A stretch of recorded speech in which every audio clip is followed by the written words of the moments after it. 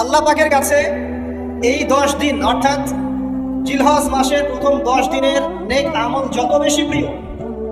আল্লাহর কাছে জিলহজ মাসের প্রথম 10 দিনের নেক আমল যত বেশি প্রিয়, অন্য কোনো আমল এত বেশি প্রিয় না।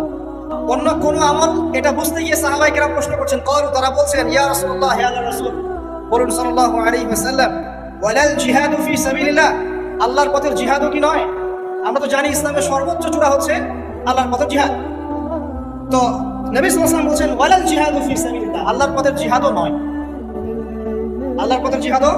নয়, ইল্লা, তবে ওই ব্যক্তির কথা ভিন্ন, রাজুলুন খারাজা বিনাফসিহি ওয়া মালিহি ফালাম ইয়ারজি' মিন যালিকা বিশাই, কোন একজন ব্যক্তি যে তার জান এবং তার মাল নিয়ে আল্লাহর পথে বেরিয়ে গেছে, তারপরে কোনো কিছু নিয়ে সে ফিরে আসতে পারেনি, মানে সে শহীদ হয়ে গেছে, এই ব্যক্তির কথা ভিন্ন। কিন্তু অন্য যে কোনো দিনের আমলের চাইতে এই 10 দিনের নেক আমল আল্লাহর কাছে সবচেয়ে বেশি